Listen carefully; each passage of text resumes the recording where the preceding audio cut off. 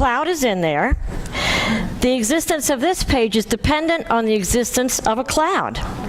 Paper and a cloud are so close. Let us think of other things like sunshine. Sunshine is very important because the forest cannot grow without sunshine, and we humans cannot grow without sunshine. So the logger needs sunshine in order to cut the tree, and the tree needs sunshine in order to be a tree. Therefore, you can see the sunshine in this sheet of paper also. And if you look more deeply, you see not only the cloud and the sunshine in it, but that everything is in here. The wheat that became the bread for the logger to eat, the logger's father. The paper is full of everything, the entire cosmos. The presence of this tiny sheet of paper proves the existence and the presence of the whole cosmos. And that's pretty deep to think about. I mean, when you pick up a piece of paper, you don't think about all of that. But when you look deeper at the interconnectedness and the necessity for everything to come together, then you realize how important that is. And you know, when we forget that, when we forget the interconnectedness of everything and how important it is for everything to come together, that's when we start feeling alone. We start feeling like there's others instead of being interconnected. So, you know, the range, our dependence, when we realize that our being or our existence depends on others, we realize our responsibility, right? Our responsibility to the community, the care of others and everything. Now, 2 weeks ago, I talked about our responsibility to commit ourselves to our spiritual journey and to make a commitment and stuff. So today I want to talk about like responsibility and commitment to our interdependentness. I have this little story here. I like it. The mouse trap. A mouse looked through the crack in the wall to see a farmer and his wife open a package. What food might this contain? The mouse wondered. He was devastated to discover it was a mouse trap. Retreating to the farmyard, the mouse proclaimed the warning. There's a mouse trap in the house. There's a mouse trap in the house. The chicken clucked and scratched, raised her head and said, Mr. Mouse, I can tell this is a grave concern to you, but is no consequence to me. I cannot be bothered by it. The mouse turned to the pig and told him, there's a mouse trap in the house. There's a mouse trap in the house. I can tell it's a grave concern to you. The pig said, but there is no consequence to me. I cannot be bothered. I cannot do anything for you. The mouse turned to the cow and said, there's a mouse trap in the house. Help me, there's a mouse trap in the house. The cow said, whoa, Mr. Mouse, I'm sorry for you, but it's no skin off of my nose. I can't do anything about it. So the mouse returned to the house, head down, dejected, to face the farmer's mousetrap alone. That very night, a sound was heard throughout the house. It seemed to echo throughout the whole barnyard. The sound like the mousetrap catching its prey. The farmer's wife heard it too, and she rushed to see what was caught. In the darkness, she did not see that it was a venomous snake, whose tail the trap had caught. The snake bit the farmer's wife. The farmer rushed her to the hospital, and she returned home with a fever.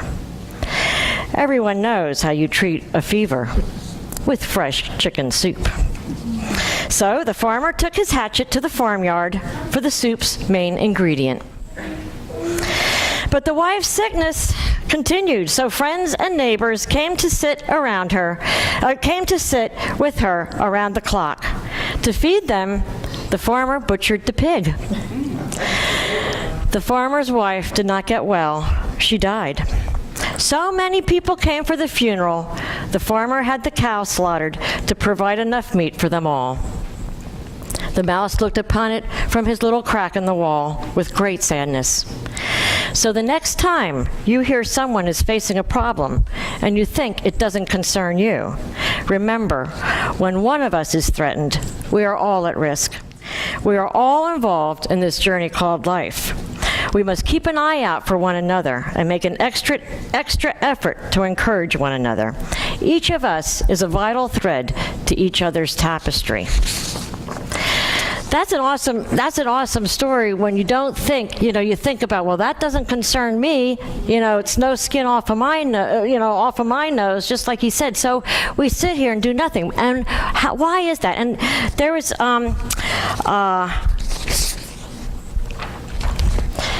they have every year they have a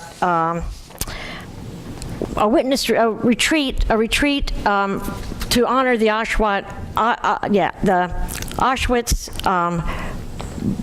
the Holocaust victims, and to do meditation, to do contemplation stuff. So something like that never happens again, and because there's people that realize that what happened there is everybody's concern to deal with in a conscious effort, in a conscious way. So they said in the morning they shared in small groups about, they sat on the tracks where inmates were selected for either immediate extermination or slave labor. In the morning they shared in small groups about what comes up. In his group, and the person that was writing this, in his group, a German man asked, how could human beings have created such an efficient system for killing other humans? And he writes, in my experience, is that the first step is through language and thought. First, I identify who is the other. Then, I convince you of how the other is so terrible. If I can convince you, then we can kill the other. If I convince you that those people are rats, you will want to find a way to efficiently get rid of those rats. And we think about, and this is a huge thing, what happened there in the Holocaust. But think on a daily basis of what we identify as the other, and how we might treat those, treat that not, or just ignore, or whatever, when we're all interconnected. And we say about this story with the mousetrap. It kind of goes along with the story there's in real life, the dodo bird. There was really an animal called the dodo bird, and it lived in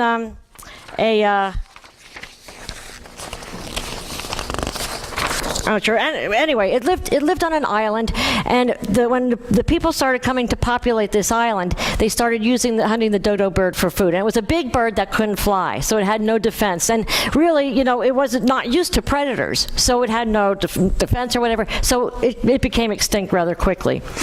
And amazingly, once that animal became extinct, there was a tree that was dependent on the dodo bird to have its seeds drop through its digestive system. So once the dodo bird was gone, the tree became extinct. Once the tree became extinct, there was organisms and insects and stuff that lived only in that tree. And once that was extinct, all of those things became extinct. So you see the interconnectedness of life. We think we're alone, but we're really all one. And it goes along with A Course in Miracles. And to hear this, you can understand kind of what Charles Fillmore talks about, being interconnectedness of life. And A Course in Miracles says, whatever I give to you, I give to myself. Whatever I give to myself. And it's hard to understand that, because we give and we think we give and we give away, but there's a circle in the interconnectedness of life, and we have to understand that, and we have to realize that when we give to someone else, we give to ourselves. But also, when we take from someone else, we take from ourselves. Whatever we judge someone else as, we judge ourselves, because of the interconnectedness of life. And it goes on to say, when I judge someone as guilty or as wrong, I'm just reinforcing the thought that it's possible to be guilty and to be wrong, and I'm judging myself as that, because I'm reinforcing that there's a possibility of that. Buddha says, when we talk about awakening, we talk about awakening to the experience of interconnectedness. Everything is interconnected, but we don't always experience everything that way. The only reason we don't is that we are attached to our own opinions. In psychology, they say that everybody, whether consciously, unconsciously, or subconsciously, when something comes up in their life, they say, what's in it for me? And, we say, no, we're not like that. But, it's it is either subconsciously or unconsciously, is we see something as a situation, we identify it, we look at it, and to judge it, we end up saying, how's it going to affect me? You know, what's in it for me, and what can I do about it? And a lot of times, if we don't see that it affects us, we don't do anything about it. You know, and sometimes we don't, you know, we don't have to get involved, but we do have to get involved in our mind, in our consciousness, and we have to elevate that situation in consciousness. Even if we do that, we acknowledge our interconnectedness, and we acknowledge our interdependence. To look at that in consciousness and prayer and lift it up. And a lot of times, you know, I mean, to acknowledge that something is wrong or whatever is, you know, you're acknowledging that there's not divine order. However, to acknowledge that it's happening, that we're all interconnected, and we can lift that situation, that person up in prayer, that's our job to do, to realize that we're all interconnected. A Course in Miracles also says, whenever I see someone else as guilty, I am reinforcing my own sense of guilt and unworthiness. I cannot forgive myself unless I am willing to forgive others. And thinking about how we make a difference on everybody and our interconnectedness. Now we talk about actually physical acts with you know, the extinction of the dodo bird, and you know, the Holocaust and stuff. How our actions or individuals' actions affect everybody else. But how else do we affect everybody else? Sometimes without even knowing. Through our thoughts. Exactly, through our thoughts. And a lot of times even through our actions. When we don't even realize people... Or lack of actions. Exactly. Think about how one smile can change so many people. A Course in Miracles also explains about how behind one person is 10 people. Behind those 10 people is 100 people. Behind those 100 people are 1,000 people. And it goes on and on. So, you know, our interconnectedness, we don't think you know, one person can do much, but one person, one smile, think about how that can affect that person. That person feels good, they go home, they smile and they're happy with their family, it affects them, they go on with their life, they're excited, they're joyful or whatever. So what a difference we can make with our interconnectedness. I love this, there's a little poem here also that I want to read. And it's called When You Thought I Wasn't Looking.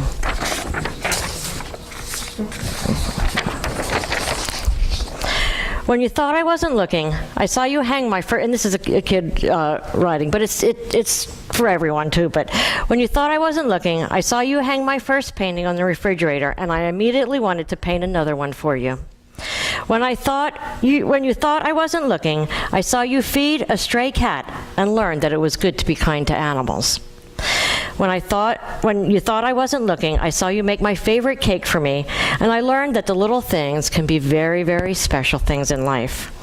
When you thought I wasn't looking, I saw you make a meal and take it to a friend who was sick, and I learned that we all have to take care of each other. When you thought I wasn't looking, I saw you give your time and money to help people who had nothing, and I learned that those who have something should give to those who don't. When you thought I wasn't looking, I saw you take care of our house and everyone in it, and I learned we have to take care of what we are given. When you thought I wasn't looking, I saw how you handled your responsibilities, even when you didn't feel good, and I learned that I would have to be responsible too when I grow up. When you thought I wasn't looking, I saw tears come from your eyes, and I learned that sometimes things hurt, and it's okay to cry. When you thought I wasn't looking, I saw that you cared, and I wanted to be everything that I could be. When you thought I wasn't looking, I learned most of life's lessons that I need to know to be a good and productive person when I grew up. When you thought I wasn't looking, I looked at you and wanted to say, thanks for all the things I saw when you thought I wasn't looking. So when we talk about the interconnectedness of life, one of the most important things we do is when we think that people aren't looking.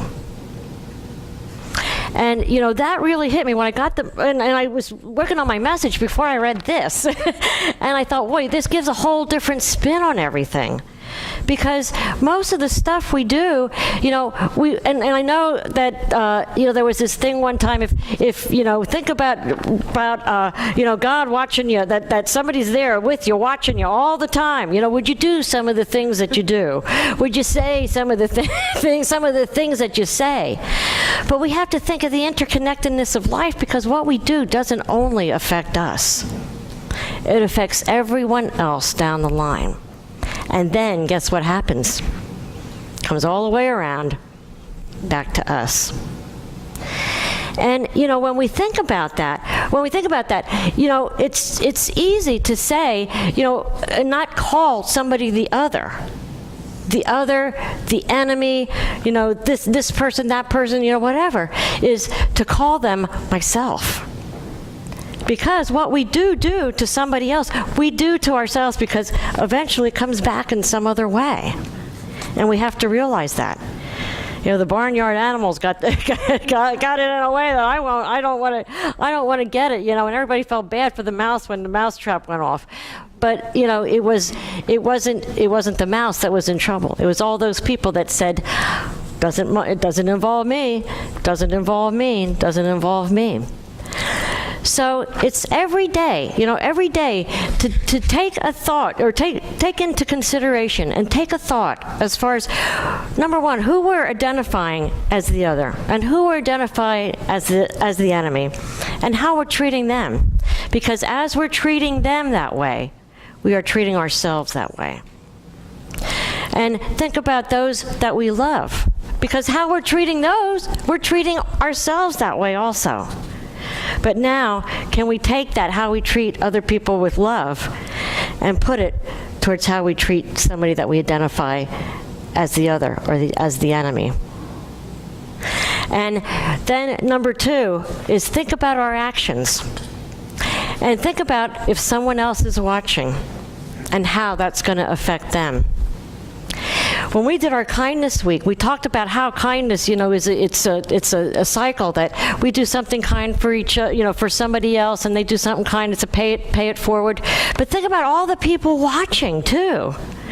You know, that's an awesome thing to think about, that, how that affects them when we think that they're not looking. You know, and I sometimes I go to a grocery store and you know, hear parents talking to their kids, and it just like tears my heart out sometimes with what they say and the way they treat. But then I find myself judging, and you know, who knows what I did at that time? Because when we're frustrated, when we're angry, you know, sometimes that stuff comes out because we're not conscious. You know, we come from an unconscious, unawakened self, because we're into that anger, we're into a different place. And that's why it's so very, very, very important to make a commitment to work on ourselves, you know, to work on ourselves and all this, and to grow consciously, and to be aware of all this stuff. You know, the interconnectedness of life. And when we realize the interconnectedness of life, we understand the oneness. You know, when Jesus said, I and the Father are one, and, you know, that the life flows through everything. Paul said, you know, God flows through me, and it flows through you, and it flows through everything. And it gives a different meaning when we say, you know, we behold the Christ in you. You know, do we really know what we say when we say that? Sometimes I wonder, because I said it for a long, long time and didn't understand what I say when I said it. You know, it was just I said it because everybody else said it. You know, but it's a matter of really, really understanding our oneness. And, you know, I know Buddha says the only way we can get to know that is to get into meditation. And to realize, and you know, Charles Fillmore said it in there about, you know, when you know, he sat under the banyan tree and realized, you know, his body became paralyzed, and he realized he was one with the universe, one with the universe. You know, also in psychology, is we have the need to belong. You know, that was what they want. You know, people have the need to belong to a group. They have a need to be needed. They have a need to be wanted, and that proves our interconnectedness. We know deep inside that we're needed, and we need other people. You know, and we're all connected. And if we all work together, think about how we can raise consciousness, and think about, us together as one. Once we raise each consciousness individually, as we work on ourselves, think about the raising consciousness, how that's going to bring up the whole community.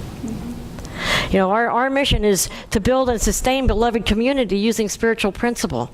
And that's one way we can realize it, is realizing that as a community, we're all one, and we raise together. Jesus said, love your neighbor as yourself. Exactly. It says really to relate, empirically, there is no relationship except yourself. Right, because... Relationship is yourself. Exactly. Yeah. The power is a point of, the point of power is a paradox. Because whether you think it's good or you think it's bad, that's still your point of power. If you're in between, that's your power. Yeah, and it's hard to understand, and that's one hard thing for people to wrap their head around, and I still get confused as far as when you say we're all one. We're not all one, but we are all one in the interconnectedness of life. We're all one. We're all one, and it affects everyone. What affects one affects everyone. Because we're all connected. We're all connected. The Indians, and I'm going to end with, Indians, I love Indian spirituality. I know when I went to school, that was one thing that I absolutely loved. I thought, wow, those are Native Americans. We came here as white people and thought, that they were savages and they didn't know what was going on. But I'll tell you what, Indian spirituality is incredible when you really study it. And they understood the oneness of life. And they, the way they would ride their horses and everything would be, they would become one with the animal. They would not feel a separation. Go ahead and watch Avatar. Yeah, exactly. Yeah, Avatar explains that exactly. And they understood that. They understood the oneness of life, and they respected nature. And when they would go hunting only for their needs. It wouldn't be for sport or whatever.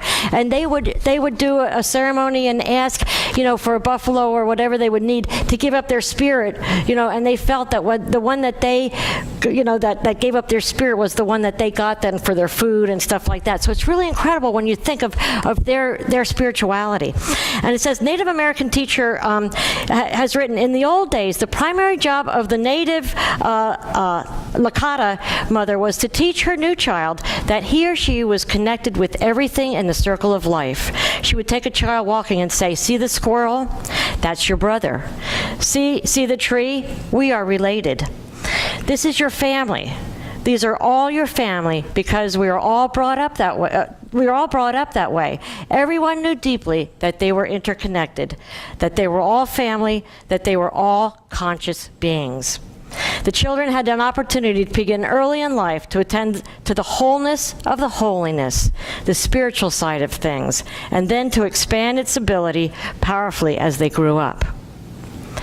I mean, think about instead we teach our kids, be careful of them, be careful of them, don't go out at night, with this. And yes, it's good to have them, aware to a certain extent, but is it really though? Is it really? That's one of the things that you have to ask is, to realize, for kids to realize their importance in a universe that they are part of and totally connected to, and what a difference they make. I hope you guys understand that, and how important everybody and everything is, but especially how important each of us are in that universe, and what we can do as our part. So we are all interconnected. We're all very, very important. It's a matter of going this week and realizing that. Realizing, who do I love, who do I hate, and what am I bringing back as a result of that? And learn to love others, because as we love others, we love ourselves. Any comments? I just wanted to say, as we all come from source, and if we come from that one source, we can't be separated. The other thing is, if you were to take a piece of wood and burn that wood, and we had another body, our own body that is burnt, the same elements that make up our body is the same elements that are found in that piece of wood. Yeah. You can't be separated. Yeah. Yeah, exactly. Exactly. And it's hard to wrap our heads around it because we have been taught that we are separate. And even though we're unique, we're special, that kind of thing, we're all one. Exactly. Thank you for sharing. That's a good point. There's a movie called The Day the Earth Stood Still. Gentleman used to talk to a little boy, and he says, "No, son, nothing ever dies. It won't transform." That's right. Yeah. Yeah. Yeah. And and I think about, now, with just different things that I do in the physical world, for that's going to affect, my children and my grandchildren and stuff like that, like our recycling, all of these things. It does affect us. All of these things that we do, plus how we think about things affects us. It not only affects us, but we know mass consciousness, how it affects others. Because we're all one in spiritual consciousness. So, mass consciousness, it affects us, it affects everyone. So,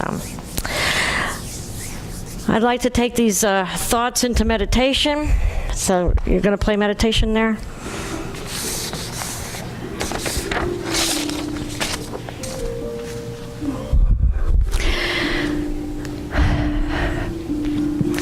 I'd like you to get comfortable in your seat. Just take a deep breath. Feel the energy.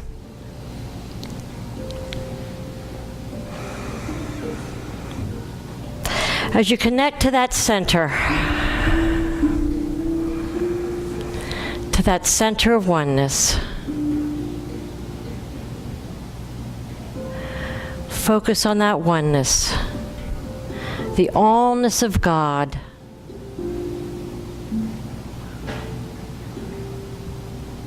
The oneness of the universe.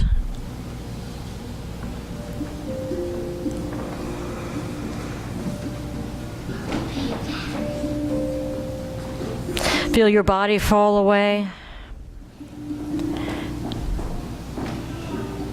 So you can become one with the universe.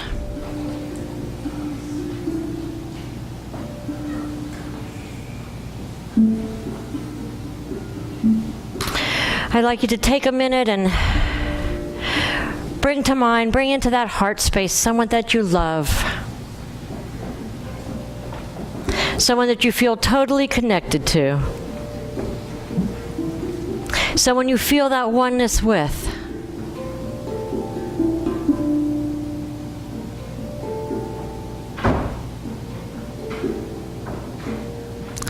As you feel that oneness, expand it out from your heart space into the community. See it covering all the trees, all the animals, with a sense of peace and harmony and love. I invite you, if you're able, to bring someone also into the circle that you have previously identified as someone other than you, someone that's an enemy, someone that you might hold something against. Bring them or that situation into your circle of oneness.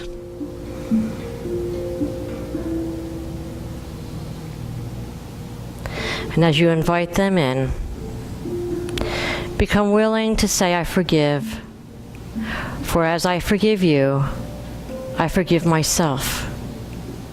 For as I forgive you, I am forgiven.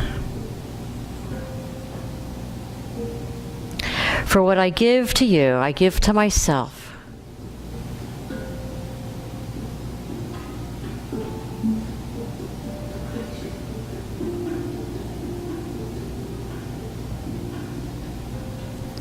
Ask that when we leave this place, you be reminded by that spirit within always of your oneness with all. That when we get into our humanness and we tend to judge or we tend to think that it's not our problem, that we get into our oneness and we realize that our consciousness can make a difference. That our being can make a difference.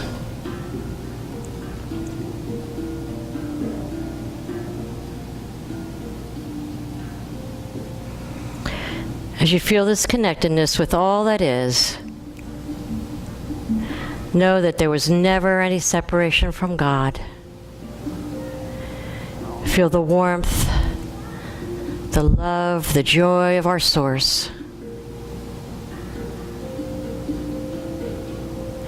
Know that wherever God is, we are, and all is well.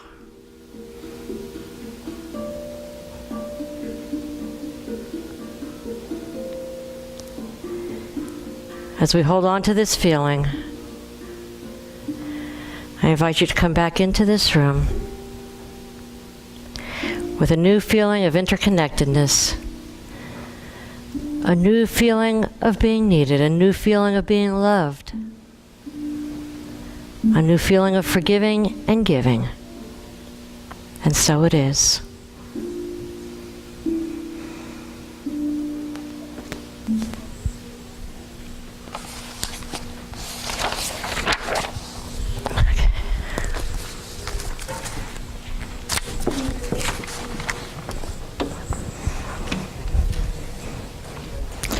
And our music is